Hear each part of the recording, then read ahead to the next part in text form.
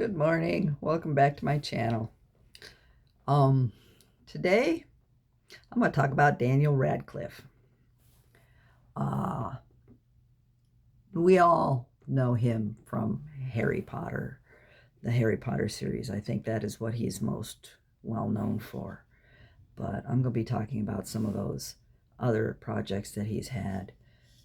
Three of them that I personally watched, and go from there. Daniel Jacob Radcliffe was born on 23 July 1989 at Queen Charlotte's and Chelsea Hospital in the Hammersmith district of London, the only child of casting agent Marcia Janine Gresham, née Jacobson, and literary agent Alan George Radcliffe. His Jewish mother, born in South Africa, traces her ancestry to Ashkenazi Jewish immigrants from Germany, Lithuania, Poland, and Russia, and was raised in the English town of Westcliff-on-the-Sea in Essex.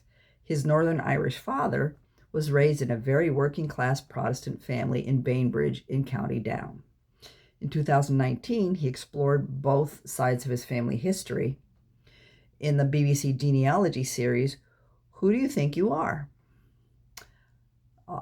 Radcliffe's parents had both acted as children, and as a casting agent, his mother was involved in BBC productions, including the Inspector Linley series. Radcliffe first expressed a desire to act at the age of 5. This information comes from his Wikipedia page. After one of his mother's casting agent friends secured him an audition, he made his acting debut at 10 in BBC One's 2-part adaptation of the Charles Dickens novel David Copperfield, portraying the title character as a young boy. He made his film debut in The Tailor of Panama, an American film based on John le Carre's 1996 spy novel, which was a moderate commercial success. In 2000, producer David Heyman met Radcliffe while he was at the theater with his dad, a well-known literary agent, whom Heyman was friends with whom Heyman was friends. Proper English, after all. Heyman asked Radcliffe to audition for the role of Harry Potter for the film adaptation of Harry Potter and the Philosopher's Stone, the best-selling book by J.K. Rowling. We all know who she is. Unfortunately, we all know who she is. She should have just stayed behind the books. Rowling had been searching for an unknown British actor to personify the character, and the film's director, Chris Columbus, recalled thinking, "This is what I want. This is Harry Potter," after he saw a video of the young actor in David Copperfield. 8 months later, following several auditions, Radcliffe was selected to play the part. Rowling endorsed the selection, saying, "I don't think Chris Columbus could have found a better Harry." And honestly, from a book reader fan-ish standpoint, they're not wrong. Radcliffe was absolutely spot on as Harry Potter. Look and he was perfect. He was awesome and excellent. I got through the first couple films, but having read the books first, there was just so much left out that was important. Hedwig was a very major part of the story for Harry, and she was pretty much a non-entity. I mean, there was just so much left out, so much that they couldn't include, because had they, the movie series would have been like 50,000 movies long. And I get that. But for those of us who've read the books first, those lacks made it difficult to actually enjoy the movie. There was so much nuanced characterization that was missing. Everybody seemed more or less one-dimensional, except the 3 main characters, Ron, Harry, and Hermione. Everybody else is, was secondary, throwaway. So, yeah. In 2000, oh, yeah, I did that. Okay. Radcliffe's parents originally turned down the offer as they had been told that it would involve 6 films shot in Los Angeles. Warner Brothers instead offered Radcliffe a 2-film contract with shooting in the UK. Wise move. Only because the settings that were primary to the story, Godric's Hollow, the Burrow, Ottery St. Catchpole, all those were significantly UK based, and you can't find, other than building them in a studio, you can't really find the ambiance, the atmosphere of the UK in America. Ain't gonna happen. So it was perfect for them to move it to the UK. UK has their own studios. Elm Street is one of them. Keeping it at home, for lack of a better term, was the best choice they made, especially for the ambiance, for the atmosphere. Radcliffe was unsure at the time if he would act in more than 2 of the Harry Potter films. I'm glad they kept him on for all 8 films through 7 books, but okay. In 2002, while he was bouncing between movies and other projects, he made a stage debut as a celebrity guest in West End production of the play What I Wrote, directed by Kenneth Branagh, who he had worked with in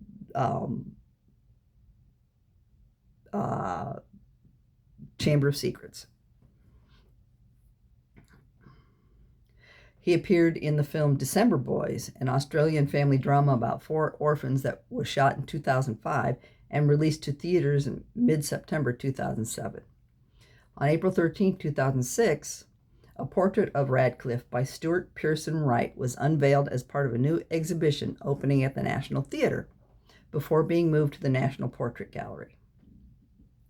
Other television roles throughout the early 2000s included, at the age of 17, in a bid to demonstrate that he was prepared for adult roles, he starred in a West End revival of Peter Shaffer's play Equus.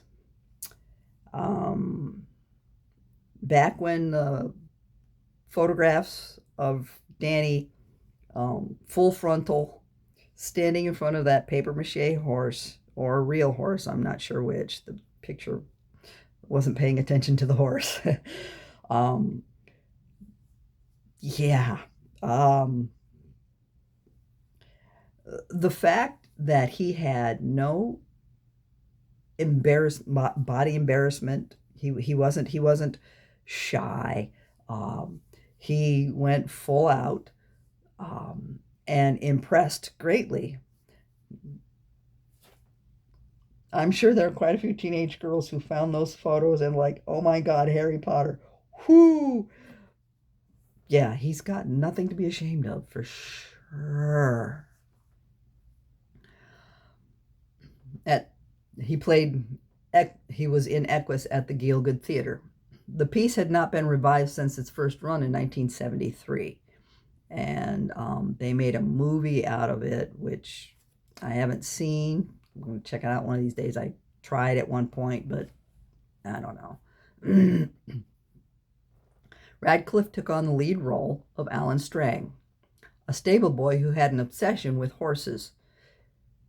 Advanced sales topped £1.7 million. I wonder why. The role generated significant pre-opening media interest as Radcliffe performed a nude scene. Oh, yes, he did. Yes, he did. Equus opened on 27 February 2007 and ran until June 9, 2007. Radcliffe's performance was acclaimed as critics were impressed by the nuance and depth of his against-type role. Yeah, the difference between Harry Potter and uh, Alan Strang is miles apart.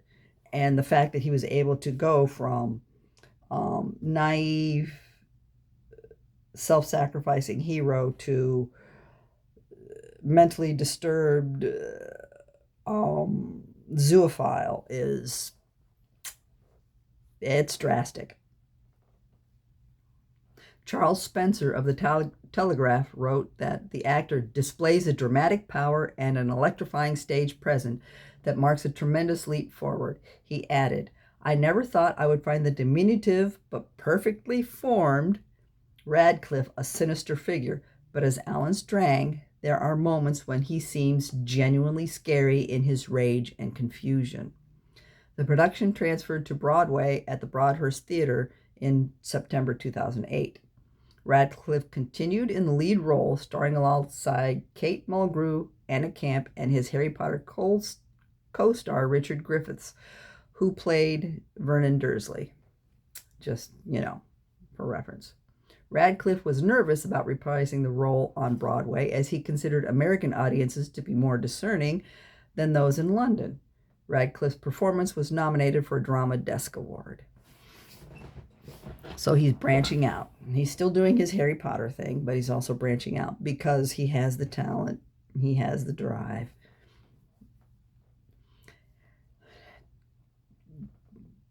From 2010 to 2018, he did Broadway and independent films. Radcliffe debuted as J. Pierpont Finch in a 2011 Broadway revival of How to Succeed in Business without really trying, at the Hirschfield Theater. The role had previously been played by Robert Morse and Matthew Broderick. Other cast members included John Larroquette. He was so great, so great in a lot of the TV shows I've seen him in.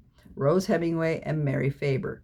Both the actor and production received favorable reviews, with USA Today commenting, Radcliffe ultimately succeeds by not by overshadowing his fellow cast members, but by working in conscientious harmony with them and having a blast in the process. That is one thing that a lot of people have noticed, a lot of the industry people have noticed about Daniel Radcliffe, is that he is just so easy to get along with. He doesn't feel that he is better than anyone else, despite his success. He doesn't think that he's superior in any way to anyone else. He doesn't see acting for him as just, I'm in the spotlight. For him, acting is everybody's in the spotlight. It's a group effort. It's a community effort. And that's what always makes it so much better, is when the actor can actually relate with his co-stars, his co-workers, as on the same level as he is, as relevant and important to the production as he is. And it's that humility that makes Radcliffe so attractive and so approachable. All right. Radcliffe's performance in the show earned him a Drama Desk Award, a Drama League Award, and Outer Critics Circle Award nominations. The production itself later received 9 Tony Award nominations.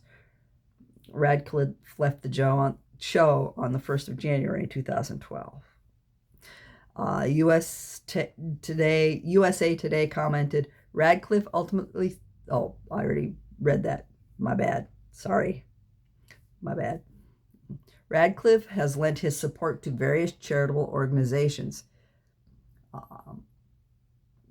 He designed the cube bed for Habitat's VIP Kids range. It's a cube made of 8 smaller ones, which can be made into a bed, chaise lounge, or a chair. With all the royalties from the sale of the bed going directly to his favorite charity, Demelza House Children's Hospice in Sittingbourne, Kent. Radcliffe has urged fans to make donations to the charity's Candle for Care program in lieu of giving him Christmas presents. In 2008, he was among several celebrities who donated their old glasses to an exhibit honoring victims of the Holocaust. I'm sure I'm sure he has some ancestry uh, related to the Holocaust because of his mother's Jewish heritage. Would not be surprised. Would not be surprised.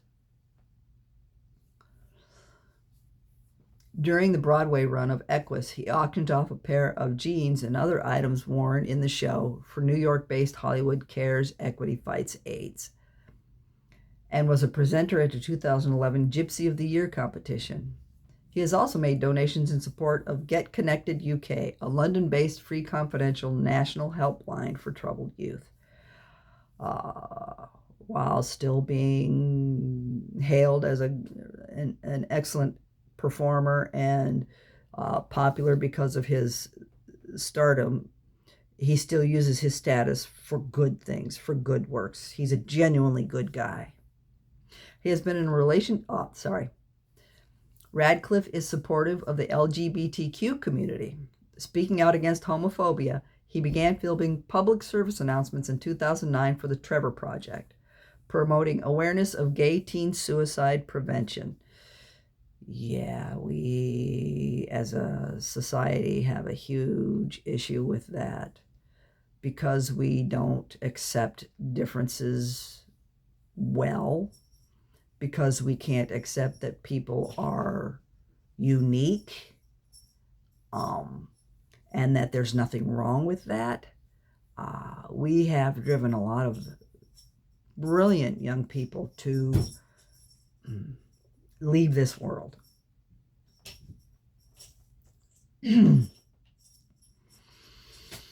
He first learned of the organization while performing Equus on Broadway in 2008 and has contributed financially to it.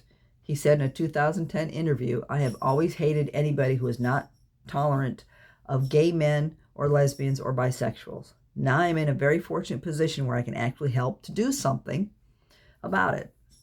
In the same interview, he stressed the importance of public figures advocating for equal rights, in this country especially. He received the Trevor Project's Hero Award in 2011 for his contributions. In June 2020, amid controversy over Harry Potter author J.K. Rowling's allegedly transphobic remarks on gender identity, Radcliffe penned an essay published by the Trevor Project in which he voiced support for the transgender community and expressed regret that Rowling's statements tarnished some fans' experience of the Harry Potter books. Yeah. Who's behind the scenes of your favorite stuff is not always the person that you actually really want to know. Just saying. Don't let what J.K. Rowling believes destroy your joy in her works. She did passable works. I'm not going to say they're good. Her characterization, what the hell is that? Her characterization and flat development of personality is just, it's obvious. He has been in a relationship with American actress Erin Dark since 2012, after having met on the set of Kill Your Darlings. They have a son who was born in April 2023. Radcliffe called fatherhood the literal best thing that ever happened to me. In 2008, Radcliffe revealed that he had a mild form of neurological disorder, dyspraxia, which sometimes prevent him from doing simple activities such as writing or tying his shoelaces. He said, "I was having a hard time at school in terms of being crap at everything with no discernible talent." While on the set of the 2013 film Horns, Radcliffe accidentally drank antifreeze, which caused him to become horrendously ill for a disgusting, feverish 3 days. Ethylene glycol is poison. It is invariably fatal. The fact that he survived this is a testament to his strength of will and his physical health. Radcliffe stated of his religious beliefs in 2012, "There was never religious faith in the house. I think of myself as being Jewish and Irish, despite the fact that I'm English. He has said that his family are Christmas tree Jews. And he said, I'm an atheist, but I'm very proud of being Jewish. It means I have a good work ethic, and you get Jewish humor, and you're allowed to tell Jewish jokes. In 2009, he stated that he was an atheist and said, I'm very relaxed about being an atheist. I don't preach my atheism, but I have a huge amount of respect for people like Richard Dawkins who do. Anything he does on television, I will watch. He said in 2012, I'm an atheist and a militant atheist when religion starts impacting on legislation. Yes. In 2019, he described himself as agnostic leaning towards atheism. In 2009, Radcliffe stated that although he considers himself a fierce patriot, he is not a royalist, adding that the monarchy symbolized a lot of what is wrong with this country, with the UK. All right. He has his own personal website. It's www.danieljradcliffe, all one word, lowercase, .com. Okay. There you can find all kinds of news, pictures, bits and pieces about him, and also an address where you can write to him and send him fan mail, or if you want a signed autograph, that kind of thing. He gives you the ability to do that. His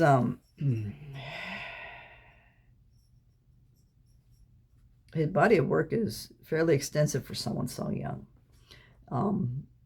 There's a lot here, but I'm going to talk about the movies that I've personally seen. We're going to start with The Woman in Black. His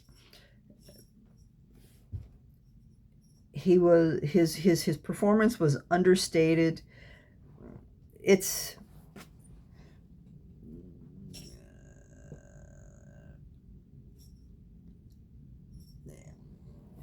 Here's the plot in pretty much a nutshell. In the village of Crythan Gifford in 1889, 3 young girls playing in their nursery notice a presence in the room. Hypnotized and entranced, they jump to their deaths from their window. In 1906, in Edwardian London, lawyer Arthur Kipp's son Joseph is born, but his wife Stella dies after childbirth. At this point, Joseph spirals into a depression. He can't seem to move away from the loss of his wife, and his son suffers for it. He has a wonderful nanny, but Arthur is a distant father at best because of his grief, his overwhelming grief. So 4 years after she passes, he's supposed to visit Crythan Gifford to retrieve any documents left by Alice Drablow, the deceased owner of Eel Marsh House, before the house is sold. Everybody in the village is unfriendly at best. They don't like strangers. And a big part of that is fear of the woman in black, who is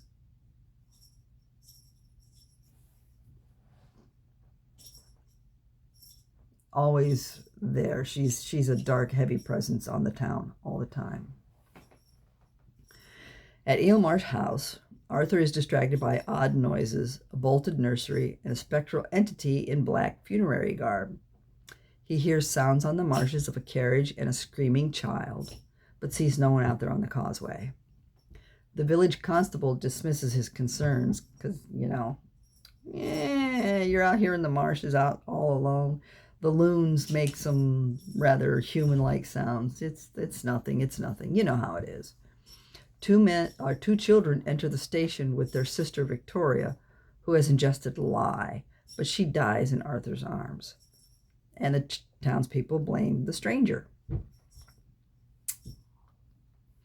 That night, Sam reveals that he and his wife, Sam is the only person in the town who actually welcomes Arthur, who actually accepts him into the town. His name's Samuel Daly. Cat! Stop it! I'm the newest family member. That night, Sam revealed that he and his wife, Elizabeth, lost their young son and his friends to drowning.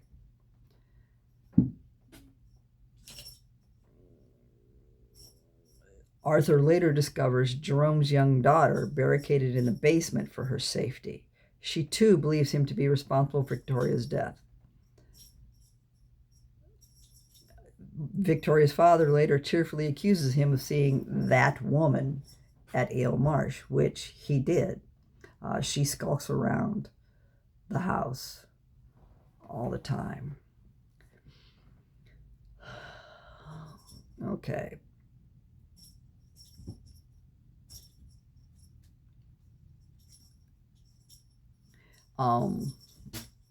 The woman in black is Jeanne, who claims the village children by having them take their own lives in penance for her own son being taken from her.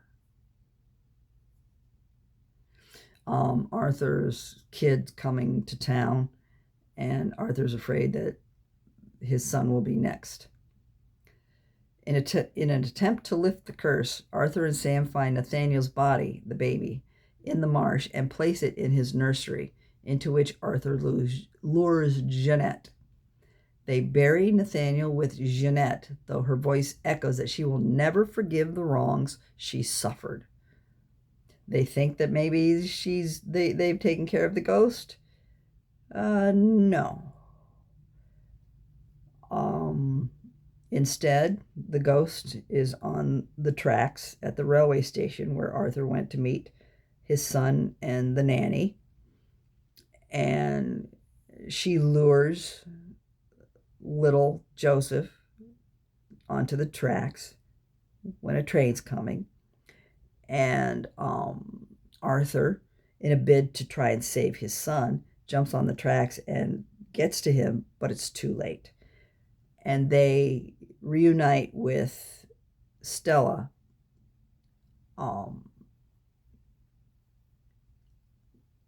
after they've been killed by the train. Yeah, there's not much to unpack here.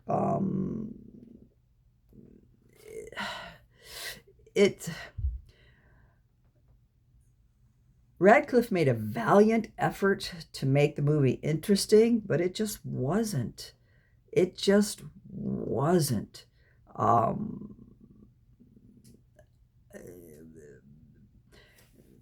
Directors and writers, screenwriters, are trying to find different ways to make ghosts more interesting.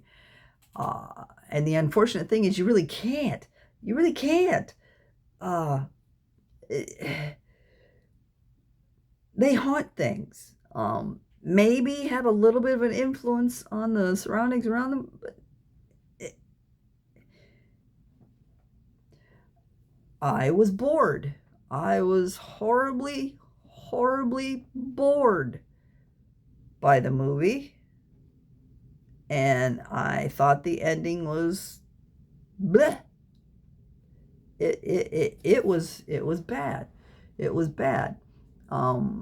People raved about it. Oh my God, it's so scary. Blah, blah, blah, blah, blah. No. But then again, I'm 60, going on 63 in 2 short months. And I've seen a lot, lived a lot. Horror movies, they just don't do it for me anymore. I like some of the Asian horror films, but those are getting to the point where they just don't do it for me anymore.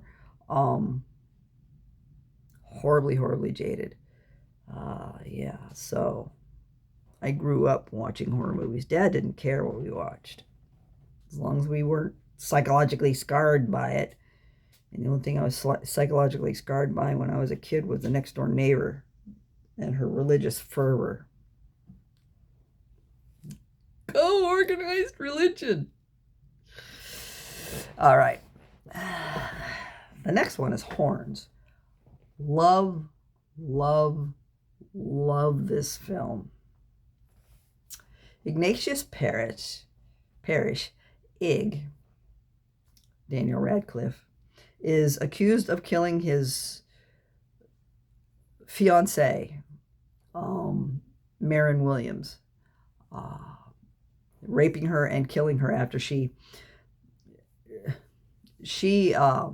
her mother died of a hereditary disease that stole her intelligence and her health and vitality before taking her life. And unfortunately, since it is a genetic disease, Marin went for the tests and was diagnosed with the same thing. She did not want to put the love of her life through the pain and agony of watching her slowly die, like her father had to watch her mother slowly die. So when Egg meets with her in a restaurant to propose, she turns him down. She doesn't tell him why. She leaves him heartbroken. So he gets drunk. And she ends up being raped and murdered by one of Ig's friends, his lawyer friend. When Ig wakes up after being accused, but waiting for trial, they're waiting for all the evidence that mysteriously burns away and all this other stuff. Ig is bound and determined to try to find who actually killed his girl. But in the process, he gets drunk and has sex with a girl who'd had a crush on him since they were kids. Yeah. So the next day, when he wakes up, he's got 2 little nubbins growing. And because of these little nubbins, because of these horns, everybody he encounters, when he talks to them, when he asks them questions, they can do nothing but tell him the truth.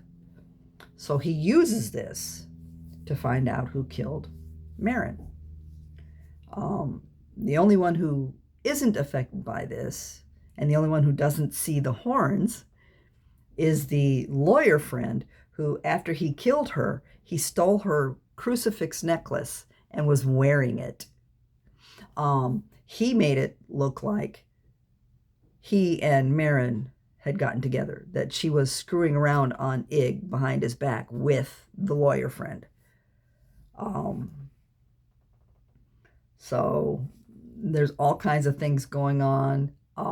As the horns grow, people get weirder and weirder and weirder. He's able to influence people who he talks to. He tells them to do stuff. They do stuff. I mean, it's hysterical. It's so great to watch him work that slightly evil mojo for good to find out who killed his girl. And when he finally finds out who killed his girl, because the lawyer friend was trying to kill him, and he yanked off the crucifix, and then the lawyer's like, oh, fuck, what is that? And that's how Ig finds out who did it and why. Because the girl fought. The lawyer dude chased her into the woods to the tree house that Ig and she usually spent lots of time in,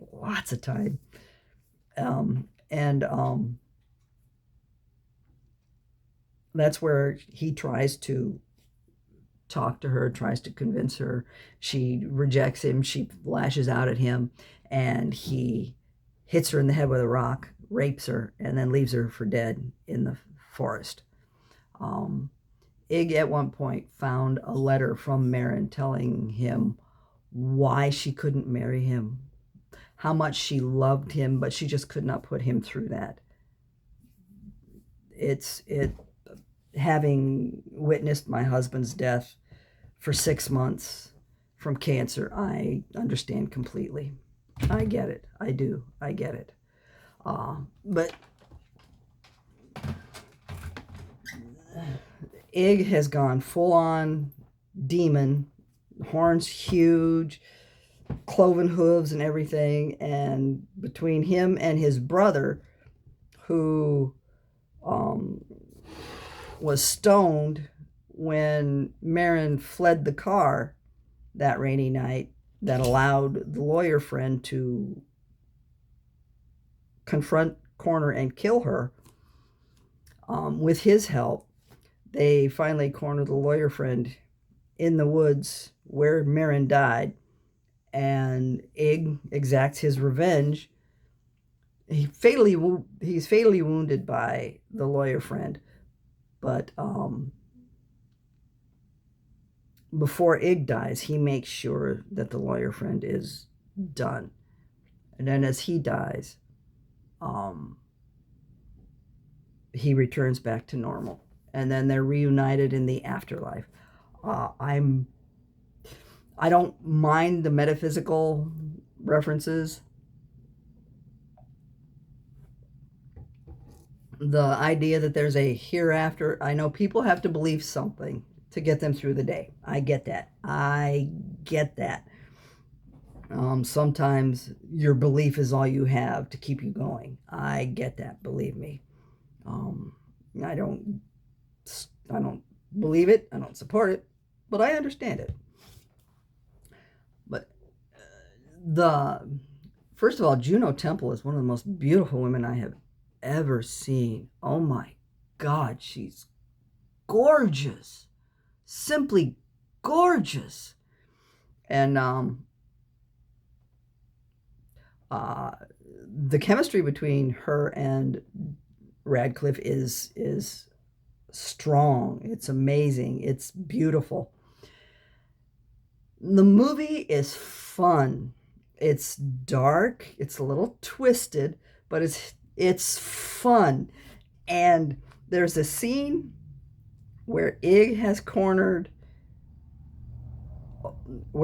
in a warehouse because as the horns get bigger, serpents start coming out of the woodwork to follow him, to be with him. And I couldn't help but think, oh my God, where's the parcel tongue? Let's slither in this on out. But yeah, it's a good movie. It's a really fun movie. You need to watch. You should watch it. It's great. It's based on the book by Joe Hill, who is the son of Stephen King. He's gone the way of his dad, Joseph Hillstrom King, whose pen name is Joe Hill.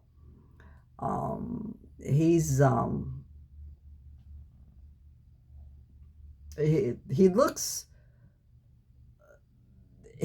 enough like his dad that you know who he is, who spawned him, but his mother's feminine features softened him up. His mother's genetics softened him up so he's not quite as demented looking as Stephen King is. Because let's face it, Stephen King is a scary looking guy.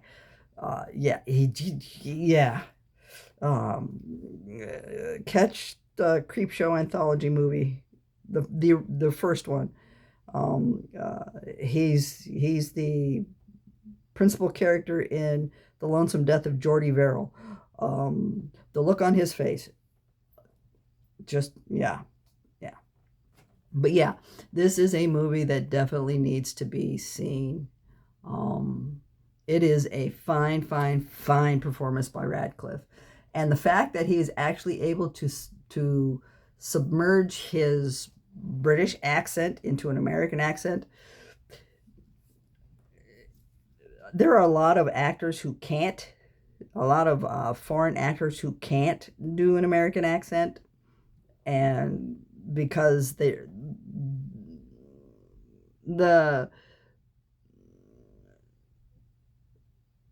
connections aren't there for between brain and mouth to be able to work that like that. Hugh Laurie is excellent at it. Every season of House I've watched from front to back, beginning to end. Never once did that British accent squeak through. I did not know he was English until he was on The Tonight Show with Jay Leno talking to Jay. And I'm like, oh my God. So yeah.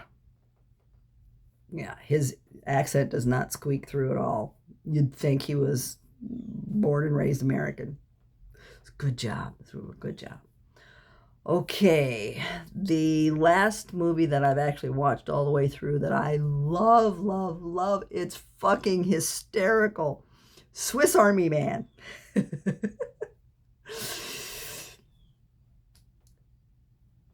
uh,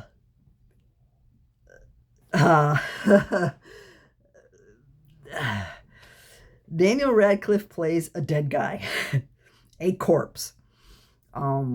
Paul Dano is a man who is one of those obsessive types, stalking his ex-girlfriend. She rejected him for one reason or another, and he's stalking her, and he's on this deserted island, and he finds this dead body washed up on shore, and he talks to it, and it talks back, and it's just a roller coaster ride of mental illness and skewed psychology from beginning to end.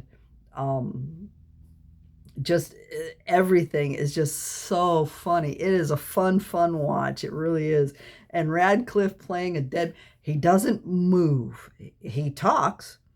There's no emotion, no life in the eyes or anything like that. I mean, for all intents and purposes, he's a corpse.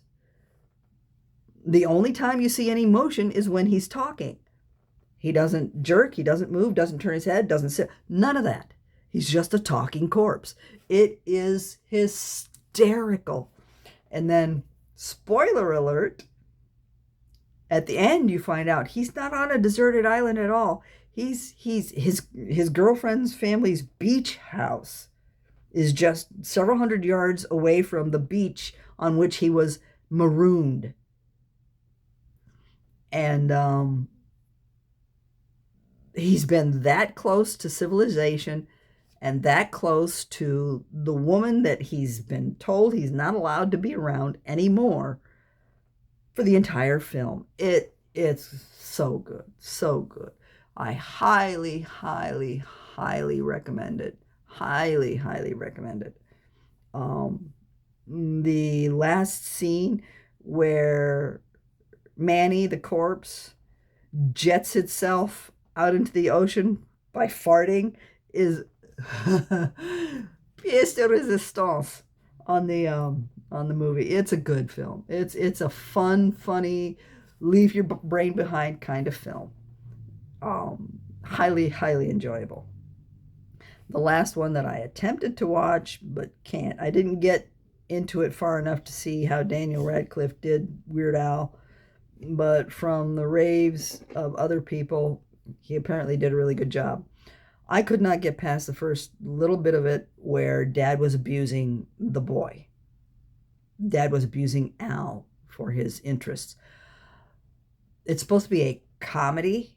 I do not find in any way, shape, or form child abuse funny. It's not fucking funny. There's no way. There's no way that you can make beating a child, humiliating a child, embarrassing a child, belittling a child funny. No way. No fucking way. I just could not get through that part. It turned me off so bad. I'm like, yeah, no, I'm not watching this. Nah, not watching this at all. So yeah, there's my chat about Daniel Radcliffe and some of his movies. I did attempt guns akimbo, but I just wasn't in the mood for that particular film at that particular time. I will probably try and watch it later, as well as checking out the rest of his catalog as far as other films. But um, so yeah. Next time it's going to be I'm going to be talking about David Draymond and Disturbed. So